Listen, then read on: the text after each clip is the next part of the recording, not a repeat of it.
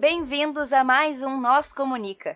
Esse é o quadro de episódios rápidos, curtinhos, com conteúdos diversos produzidos pelas nutricionistas colaboradoras para trazer cada vez mais conhecimento e reflexão para vocês. Quer ver algum assunto por aqui?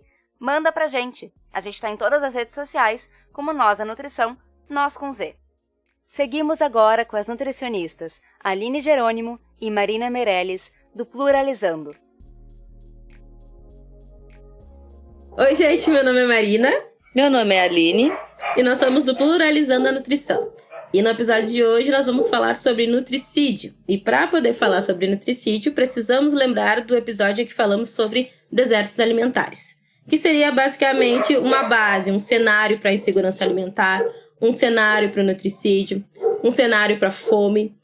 Então vamos pensar que o desertos alimentares seria basicamente um local onde a gente teria dificuldade de ter acesso aos alimentos in natura, aos alimentos minimamente processados, e acaba tendo como base os alimentos ultraprocessados, que são mais baratos e mais perto da gente.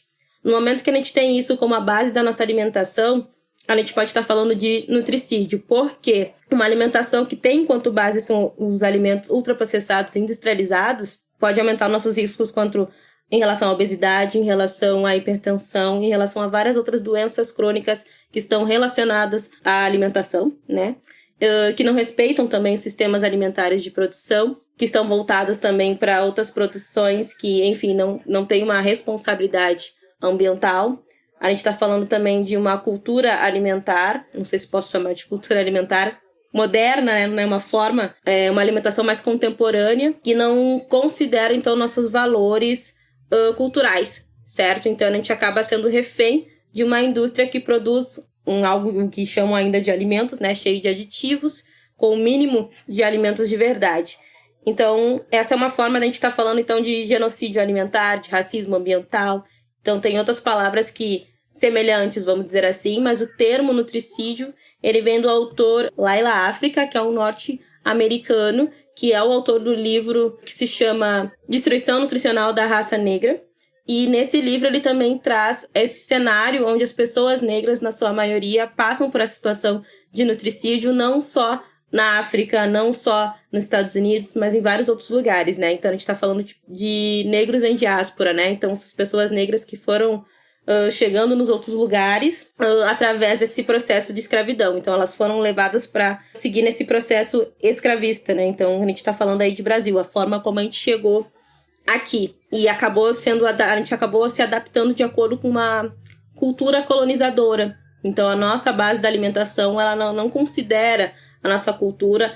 Existe um histórico onde a gente se reinventou, sim, aqui no Brasil, e existe um outro lado dessa exploração. Tanto que hoje em dia, muito daquilo que a gente considera enquanto cultura, tudo aquilo, cultura alimentar, né? Tudo que nossos pais, nossos avós conseguiram comer, que os povos africanos conseguiram se reinventar aqui no início do Brasil, se tornaram mais caros, porque, de acordo com a ciência da nutrição, foi descobrindo cada vez mais o potencial de nutrientes desses alimentos. Acho que a Aline poderia falar um pouco mais sobre isso, sobre alguns exemplos, como o consumo dos pés de galinha, o consumo de alguns ossos, enfim, uma forma que a gente está tentando encontrar. Enfim, Aline. Obrigada, Mari. Falou muito bem, exemplificou bastante coisas, trouxe bem esse conceito, né, de genocídio alimentar, principalmente da população negra, não só dentro, como fora da África. E quando a gente fala nesse conceito do nutricídio, de genocídio, tanto esse termo, o genocídio, né, alimentar, né, que é o nutricídio, e desertos alimentares, a insegurança alimentar, nada mais é do que a gente falar de fome, né? A gente tem pesquisas que revelam que a gente tem quase 19 milhões de pessoas em situação de fome. A gente tem visto cada vez mais, principalmente agora durante a pandemia, a gente já trouxe isso no outro podcast, o quanto a alta dos alimentos interferiu no acesso à alimentação. E aí a questão do nutricídio é muito sobre isso, né? A quais alimentos as pessoas estão tendo acesso. As pessoas não estão morrendo única e exclusivamente por inanição, por falta de acesso aos alimentos. Mas o nutricídio, ele é um termo que ele se refere a um genocídio onde as pessoas estão morrendo lentamente de doenças causadas pela má alimentação. O nutricídio, ele traz muito esse conceito, né? de como uma alimentação, principalmente como esse conceito ele vem sendo estudado, ele começou sendo estudado aí pelos médicos lá na África, onde ele demonstrou que a retirada dos negros, né, dos seus territórios, causou, então, uma mudança de hábito alimentar, né, devido à colonização europeia. Essa mudança de hábito alimentar, né, de eles terem acesso a outros alimentos que não eram os alimentos, causou adoecimento, né. E é o que nós vemos hoje em dia. A gente tem uma alimentação com muito mais refinados, uma alimentação com muito mais agrotóxicos, muito mais aditivos químicos, e que essa alimentação adoece e mata a longo prazo. Então, esse genocídio alimentar é uma coisa que pode parecer muito sutil, porque as pessoas não morrem imediatamente de fome, né? Elas morrem aos poucos, né? Elas estão se alimentando, mas muitas vezes se alimentando mal. A gente viu aí reportagens na mídia e nas redes sociais da volta de venda de ossos, né, para as pessoas conseguirem tirar um pouco de proteína, de venda em supermercados de pé de galinha, de arroz e de feijão de qualidade muito inferiores, assim como tendo que recorrer a marcas também com uma qualidade muito inferior às marcas mais conhecidas.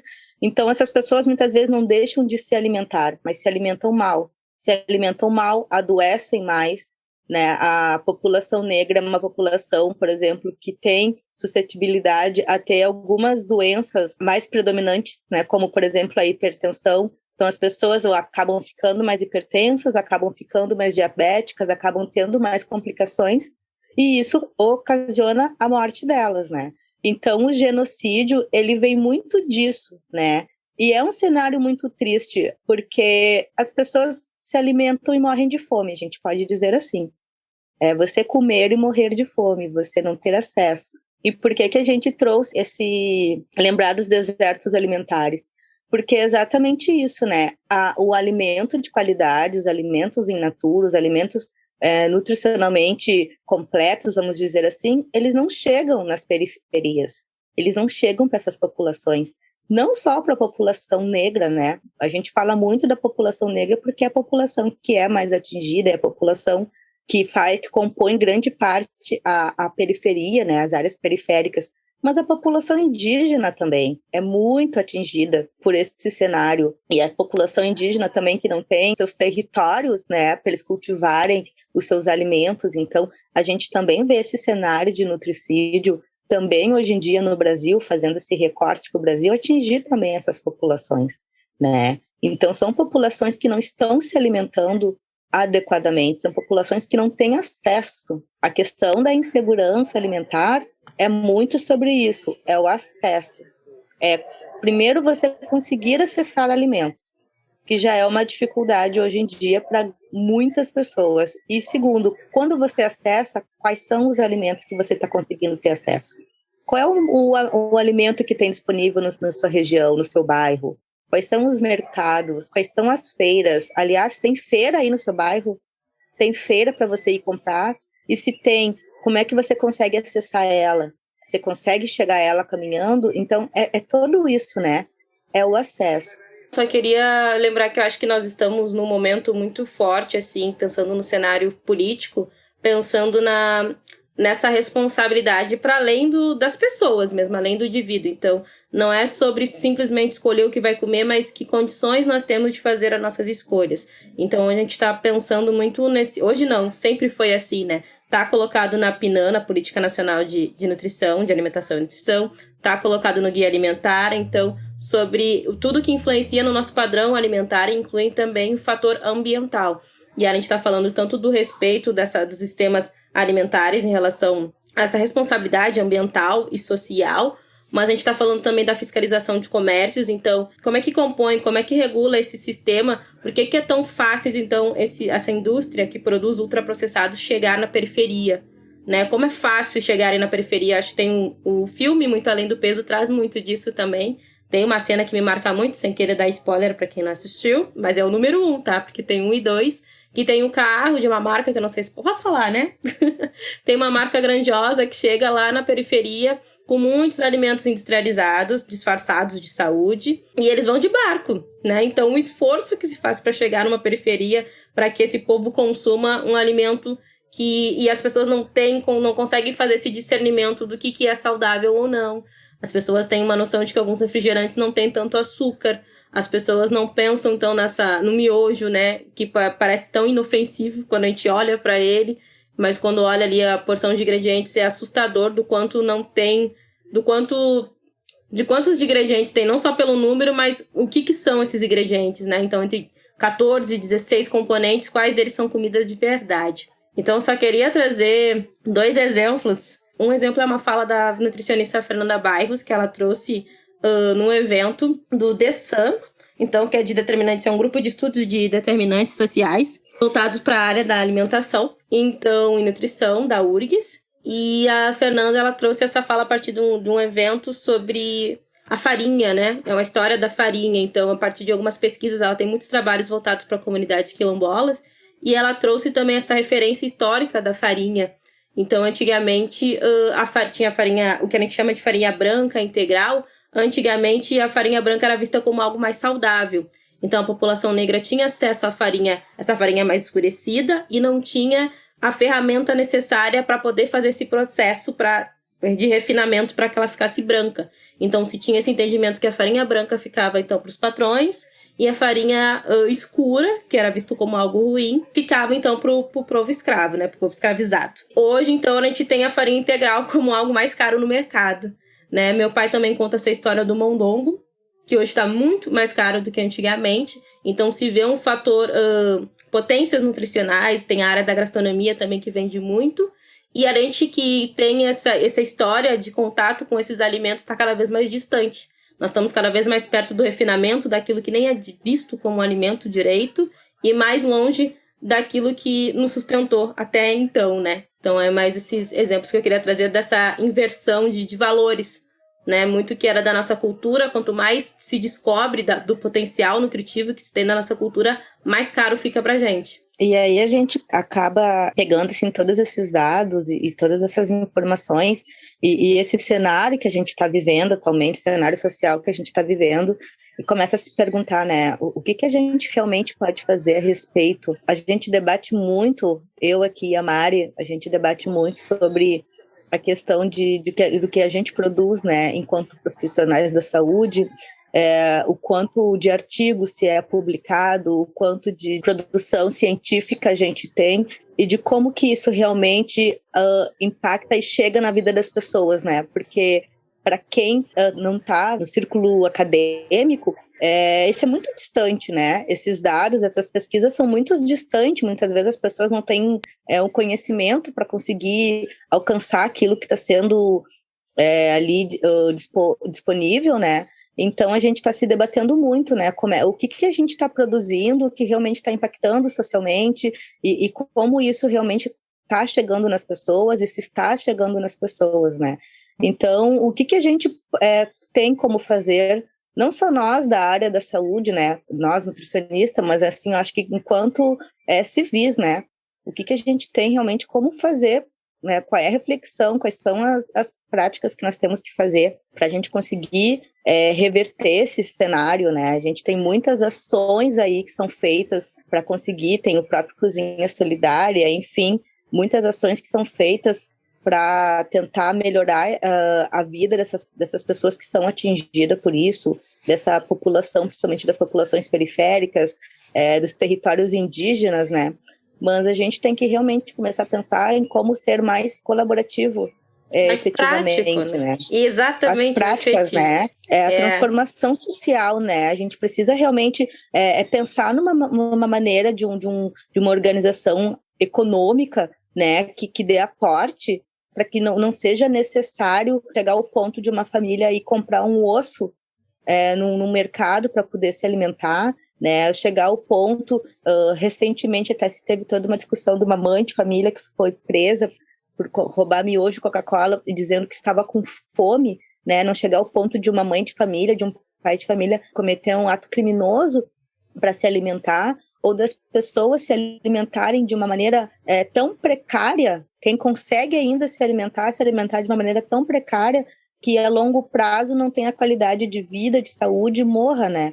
Então a gente tem que pensar nisso. E aí a gente entra também muito na questão ecológica, né? A gente entra muito também na questão de pensar em produções sustentáveis. A gente sabe que muito do ponto que nós chegamos hoje em dia foi devido a uma exploração desenfreada desses recursos naturais e, principalmente, uma devastação desses recursos naturais. Não foram só explorados, foram devastados. Então, a gente tem que pensar também numa abordagem agroecológica que consiga romper aí com essa maneira como o agronegócio está funcionando e que consiga realmente trazer um equilíbrio, porque o problema da fome, que é muito debatido, a questão da insegurança da fome, não é a falta de produção de alimentos. A gente tem uma produção muito maior do que a população humana consegue consumir. Mas, por exemplo, do que a gente produz de cereais, a maioria vai para pasto, né? A maioria vai para ração e não para os seres humanos. Então, como é que a gente está nesse nível, né? Como é que a gente pode modificar isso? É um assunto de grande urgência, né? Principalmente com a questão da pandemia, da Covid-19. Não sei em que dimensão está sendo falado, confesso, Aline, de fome, de insegurança alimentar. Então, a gente tem que ver realmente quem está interessado nesse assunto. Vejo muito da nossa prefeitura muito mais preocupada no investimento turístico do que a fome em si. Mas eu vejo uma grande... Pensando que a gente mora em Porto Alegre, porque eu não sei, né, até onde que chega esse podcast. Somos da capital, então, Porto Alegre e Rio Grande do Sul. E a gente vê a nossa prefeitura, então, muito mais preocupado com outros interesses econômicos que não estão linkados ou que não contemplam, então, a nossa situação de insegurança alimentar e fome. Mas tem uma grande mobilização, acredito, muitas mobilizações que eu digo de organizações civis. Como a Aline deu ali o exemplo da Cozinha Solidária, que foi instalada aqui na Zenha, no bairro de Porto Alegre. Então, eu acho que a dica que a gente pode dar é sobre nós, enquanto nutricionistas, enquanto estudantes, é sobre conhecer o lugar que a gente mora para a gente tomar uma atitude, né? Então, acho que, enquanto profissionais, nós temos muitos documentos já que nos indicam o que fazer, como fazer, mas como fazer talvez nem tanto. Eu acho que ainda está muito nas diretrizes. Tem muitas diretrizes, tem muitos princípios, mas a prática, né? Como é que se dá isso na prática? Que é quando a gente entende que a responsabilidade de escolha alimentar não é só da pessoa, e sim do ambiente. Como é que a gente pode estar dialogando com o posto de saúde? Quem são os líderes da comunidade? Como é que esses comércios, como é que eles estão... O que eles estão vendendo, né? E como é que funciona essa questão do recurso? Como é que a gente faz para que esse mínimo de comércio que a gente tem em torno da casa comece a oferecer mais alimentos in natura? Como é que a gente pode fazer uma mobilização para as feiras acontecerem? Então, acho que a dica que fica é conhecer o território, o que já está acontecendo para se somar a esses movimentos, né? Existem muitos movimentos e organizações civis que estão atuando, mas eles não têm esse alcance de visibilidade. É isso, Mari. Muito obrigada para quem está nos acompanhando. Mais uma vez, agradecemos ao podcast Nós da Nutrição pelo convite, para a gente estar aqui trazendo um pouco do nosso trabalho, desse tema, que a gente acha que é muito importante a gente trazer e debater. Quem quiser saber um pouco mais, na nossa página, @pluralizando a nutrição, tudo junto no Instagram, nós temos um post que fala sobre o nutricídio especificamente, além de outros posts que falam sobre insegurança alimentar, desertos alimentares, entre outros conteúdos. Vá lá, clique, nos siga, compartilhe, comente e até a próxima, pessoas. Tchau, até tchau. mais, tchau. É isso aí, pessoal. Vocês ficaram com mais um Nós Comunica. Se vocês querem entrar em contato conosco, vocês nos encontram em todas as redes sociais por @nós da nutrição, nós com Z, ou vocês podem mandar um e-mail para contato@nosdanutrição.com.br. Vocês podem falar conosco ou falar com as Nutris colaboradoras que estão produzindo esse conteúdo sensacional. Entre em contato conosco. Vamos lá. Abraço. Tchau, tchau.